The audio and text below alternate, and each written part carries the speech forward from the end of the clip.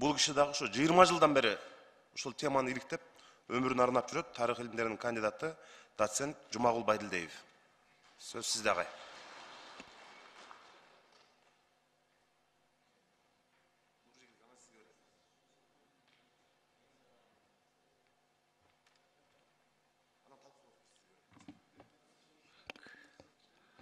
Урматтуу депутаттар, урматтуу бүгүнкү тарыхый талкуунун катышуучулары, бүгүнкү күн өзгөчө тарыхый күн деп эсептелем.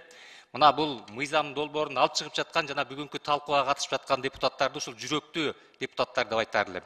Ал эми улуттун кызыкчылыгынан өз кызыкчылыгын жогору койгон депутаттар мына бүгүн катышкан жок. Мына биз ушул репрессия курмандыктары боюнча мен 20 жылдан бери өмүрүмдүн 20 жылын ушул репрессия курмандыктарын изилдөөгө арнап келатам. Акыркы 15 жыл бою мына Каныбек Капашев экөөбүз ушул КГБнын архивине кирүү боюнча, ушул актоо боюнча көп чуркадык. Мына Каныбек Капашевич ошондой эле Кыргызстандын бир нече архивдеринде, Россиянын, Казакстандын, Өзбекстандын архивдеринде бир нече жолу болуп, ал жерде биздин репрессиялаган кыргыздар жөнүндө жашыруун документтердин көбүнө күбө болдук. Мен ушул илимпост катары мен ачык айтып өтөр элем.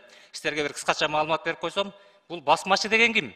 Бул басмачылар ата-энесинин колун байлап, матап, кулакка жүрөгөн малдарын кулакка тартып, конфискациялап алып атса, анан курал алып чыккандар болот атпайбы? Ал эми мына кулак деп атабыз. Кулакка кимдер тартылган? Менин өзүмдүн чоң атам белгилүү молдо болуп, бала окуткандыгы үчүн молдо деп туруп, ислам динин туткан, пан-исламист деп молдо катары кулакка тартылган. Атам совет мезгилинде өмүр бою партияга өтпөй, мамлекеттик кызматка иштебей келди. Ал эми эл душмандары дегенибиз бул кыргыз мамлекеттүүлүктүн каймактары. Мына эл душманынын баласы деген жарлык менен анын уулдары кандай гана запкыларды көрүп келди. Ошондой эле мына молдо деп атабыз. Бүгүнкү күнү молдо, Молдо Кылыч, Молдо Нияз, мына белгилүү Тоголок молдо. Булар кыргыз элинин бүгүнкү күндөгү агартуучулары болуп атпайбы? Мына ал эми басмачылар деп атабыз. Мына ушу басмачыларды алып көрсөк, орустар Адмирал деген кино тартты. Башкы ролду Хабенский ойнойт. Актардын атаманы Колчак жөнүндө. Ал кинону көрсөңөр, кызылдар жөнүндө эле кырып киришкен. Ал эми мен былтыр Жусуп Абдрахманов тууралуу китеп чыгардым чоң. Ошол Казакстандын архивинен Жусуп Абдрахмановдун биринчи кызыл аскер Жусуп Абдрахманов болгон Кыргызстарда кызыл аскерге кирген 19-жылы. Ошондо Жусуп Абдрахманов өзүнүн бир жеринде жазып атат газетага.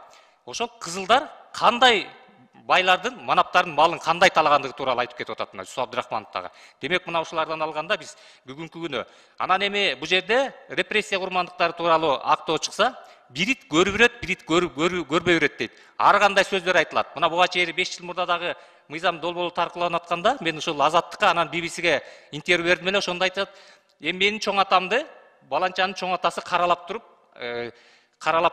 тиге ушу кулакка тарттырткан же болбосо репрессия кылдырган деп эки урпактар кагышып калат дейт. Мына 85 жыл өттү.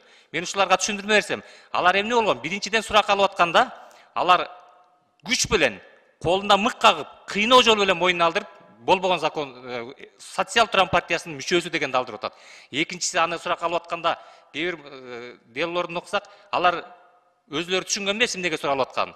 Качантан бери СТПнын мүчөсүсүң деп айтып атат. Мен ал Туран Акени деген жайында былтыр тоодон көргөн боюнча көрөлекмин, мен аны билбейм деп атат. Демек ал эмнеге сурак алып атканын да билген эмес. Үчүнчүсү, туура мына Абдрахмановду жактагандык боюнча Төрөкул Айтматовду, Эркинбек Эсенмановду, Баяли Исакеевди күнөөлөп атат.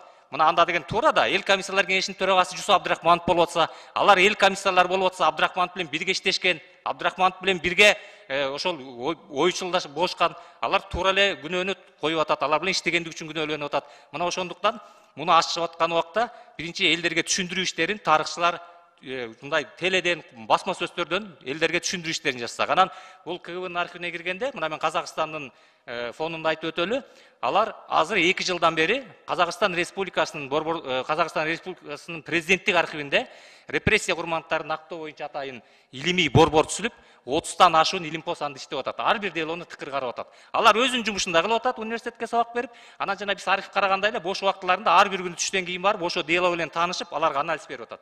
Аларга мамлекет кадимкидей акча төлөп берип атат. Кадимкидей акчасын берип, керек болсо, мына жакында Мамбеткой Келдибаев келип кетти, белгилүү тарыхчы, репрессия боюнча Казакстандын.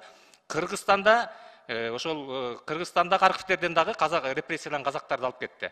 Мына жакында казактар Орто Азияда репрессияланган казактар тууралуу том китеп чыгарды. Мен ага дагы Казакстан Илимдер Академиясынын тарых институтунан иштешем, аларга мен да катыштым. Биз ойлоп атсак, Жоламанов биринчи Кыргыз ССРнин НКВДчиси, биз фамилиялары окшош так. Бул казак экен. Сегизбаев биринчи ген прокурор казак экен. Демек бул казакстандыктар Орта Азияда репрессияланган, Каракалпакстанда, Өзбекстанда, Кыргызстанда, Түркменстанда репрессияланган казактардын тизмесин алды. А бизде да ушундай инсандарыбыз Казакстанда өткөндө Өзбекстанга барганда да кесиптештерим айтты. Бир нече кыргыздын белгилүү уулдары Өзбекстандын жогорку кызматтарында иштептир. Мына Каракалпакстанда бизден Гүлзада эже турат, Жусуп Кангелдиев деген болгон бул кулакка татып. Ошол киши Казакстандын, Каракалпакстандын чоң аппаратында иштеген. Мындай инсандарыбыз көп. Ошондуктан биз деген өзүм мына 22 жыл бою архив тармагында да иштедим, Мария Артелин менен. Мен ошол сырттагы архивтерди көп карадык. Мына бул мен 10 жыл мурда чыккан Кыргызстандагы саясий куугунтуктоолор деген китепте Россия Федерациясынын президенттик архивинен мына Сталин, Молотов, Жданов койгон Кыргыз СССР деп турат. 30 кишини атылсын деген тисме бар да, мындай тисмеден 44 тисме бар. Мунун ичинде белгилүү Атабейтте жаткан 20дан ашык кишинин тисмеси турат. Баяли Сакеев баштаган, Мурат Салихов баштаган тисме турат. Мына жана Кыяс агай айткандай, биз ушул сырт КГБнын архиви менен гана токтолбой, сырттагы Москвада турат. Экинчиси Оренбургка 29-жылы Кыргызстандан 44 байманов айдалган. Булар 318 үй бүлө мүчөлөрүнөн бери. Бул кулакка тартылгандардын ичинде белгилүү Кыргыздын таланттары бар. Боогачы Жакыпбек уулу, жана Үкөйүм дегендерде.